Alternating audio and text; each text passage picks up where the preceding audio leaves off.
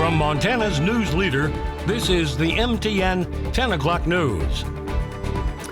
Well, a few hours before it's 2021 here in Montana, but they are getting ready to leave 2020 behind on the east side of the United States right now. This is a live look from Times Square in New York City, where they're getting ready to drop the ball there. The celebration, of course, going to be much different than in years past. They won't be allowing spectators there this year. That's just one of the celebrations. This is one of the first ones here of the new year from Sydney, Australia, where they lit up the night sky with this pyrotechnics show from the iconic harbor side there. Well, good evening, everyone. Thanks for joining us tonight. I'm Russ Riesinger. From New York to London and around the world, millions are welcoming 2021 after a year almost everyone wishes it never happened. CBS News correspondent Nancy Chen is in Times Square with the story. Across the globe, muted celebrations mark the end of a devastating year. In New York's Times Square, there were no massive crowds.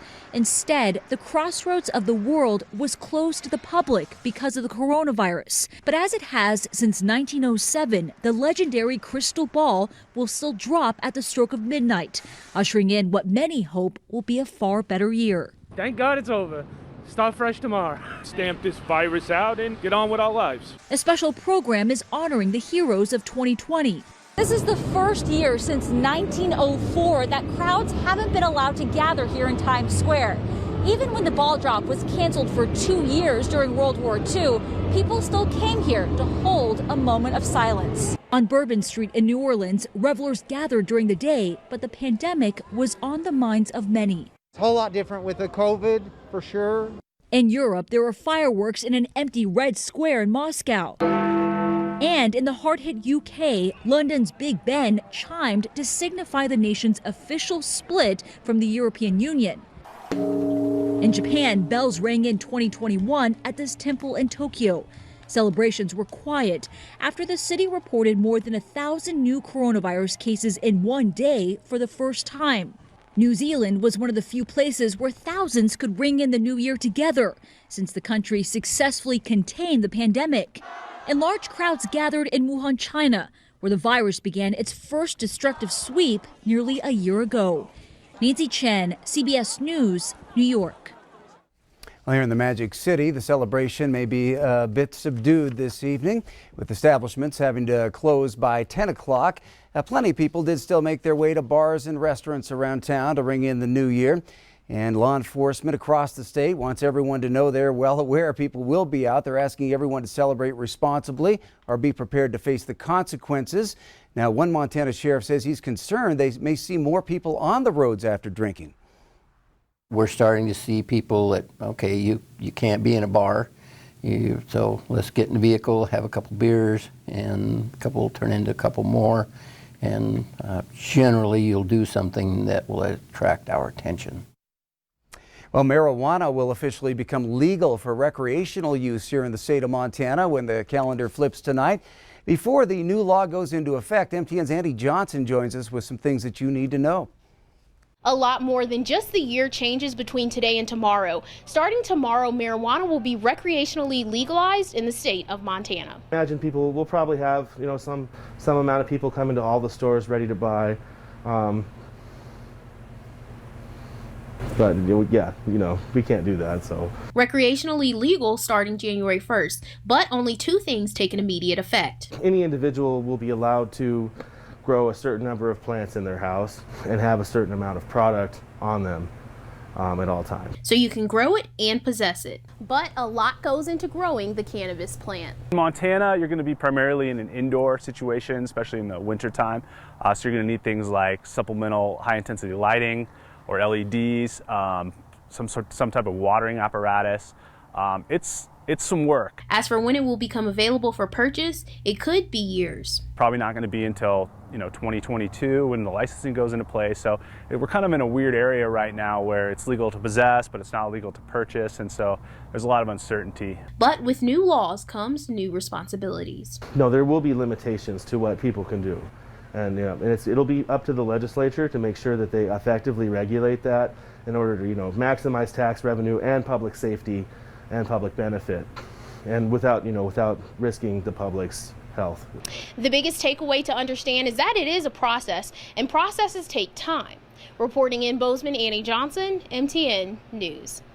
Montana, South Dakota, Arizona, and New Jersey all voted to legalize adult use of recreational marijuana in November's election. Montana's minimum wage will go up tomorrow. The minimum wage will increase by 10 cents an hour to $8.75. The Department of Labor and Industry estimates that increase will impact between 8,000 and 10,000 workers. It's about 2% of the workforce. Montana's minimum wage is adjusted annually based on inflation as a result of a 2006 ballot initiative that was passed by Montana voters. Tonight, Montana's death toll due to COVID-19 related illness has risen above 1,000 as the state reported another 19 deaths today. Cascade County reported the most with 12, bringing its total to 107. Dawson County also saw 3 deaths today, while Park and Gallatin counties recorded 1 each. The state's death toll now stands at 1,006 with a total case count of more than 82,000. More than 200 patients remained hospitalized with the virus. To the south, Wyoming health officials confirmed 33 more coronavirus-related deaths today. All of those deaths coming within the last week, with Laramie County seeing the most with 7. Wyoming now up to 438 COVID-19 deaths and a little more than 38,000 confirmed cases. A shooting investigation in Billings has now turned into a homicide investigation. Billings police say that a 39-year-old man from Mississippi has now died after being shot early Sunday morning. Police found that man in the front yard of a home in the 2800 block of 3rd Avenue suffering from a gunshot wound after they received calls about a disturbance with shots fired. No arrests have been made yet, and police are asking anyone with information to please call them. All right, turning to Chief Forecaster Bob McGuire for his first look at the weather. Bob is retiring after 3 decades. If you haven't heard, we're certainly going to miss you, Bob, and we're going to be hearing more goodbyes from current and former employees as the night goes along. But first, tell us what we can expect for the first day of 2021. Yeah, before I hang up my sling psychometer or something like that, I'll tell you what we're going to do. Let me show you. It's time. It's New Year's Eve, right? And so what are we going to see tonight? Really, it's not going to be that bad tonight. Check this out. On New Year's Eve tonight, we're going to see temperatures probably cool back down to 26 degrees, but clear skies tonight. And then what about for New Year's Day? Well, let me show you. This isn't going to be too bad either. You're looking at mostly sunny skies on New Year's Day. 2021 is going to have maybe a temperature of 43 degrees, and guess what? It even goes higher from there, so things are going to be looking pretty nice. So yeah, the way things are working out, it looks like it's going to be a good start to the new year, and going to wish everyone a happy new year. Please be safe out there tonight. Russ? All right, thanks, Bob. If you've been up on the rims to see the teepees up there, you may also notice the rocks that have now surround each one of those. Q2's Shaquille Cozart finds out more about what they symbolize. The 7 teepees that line the rims, which honor those who have died due to COVID-19, are now surrounded by rocks and stones decorated with names, pictures, and stories. These rocks and stones were placed by people in the community as a way to honor the loved ones lost. This was from Winnipeg, Canada, a friend of mine, but he's from South Dakota, Pine Ridge. And it's an honor for me to put this down for him. He's had a loss in his family and struggling with the trauma of that. So it's a good way to honor them. Snell says that each one of the many stones placed around each teepee gives people or families an opportunity to start healing. Each one of those stones represents a family, and I think it's really important. It's just not a number, it's just not a statistics. It's a story about their family and a loss of a loved one. Snell says that he is happy that people from all walks of life, ethnicities, and races have come together to help honor those who have died due to the pandemic. He says the last day to view the teepees will be January 2nd, and teardown for them will start on January 3rd. In Billings, I'm Shaquille Cozart with MTN News. Thanks, Shaquille. Still ahead on the MTN 10 o'clock news here on Q2. As Bob prepares for his final forecast here on Q2, we learn how it all began over 3 decades ago. But first, time for the first round of farewells. Bob, I am so excited and happy for you as you start this new adventure in life. You've been such a gift to the Billings community, and we're so thankful for you. I know I, for one, am so thankful that I had a chance to work alongside you for so many years at Q2. I learned a great deal from you along the way. Who else would have taught me important weather terms like howling like a big dog, or how to fry an egg on the sidewalk in the summer heat? But the things that I learned from you, Bob, that were the most important were behind the scenes, like when you fought cancer like a champ, and when you visited so many classrooms across our region, getting kids excited about science and weather.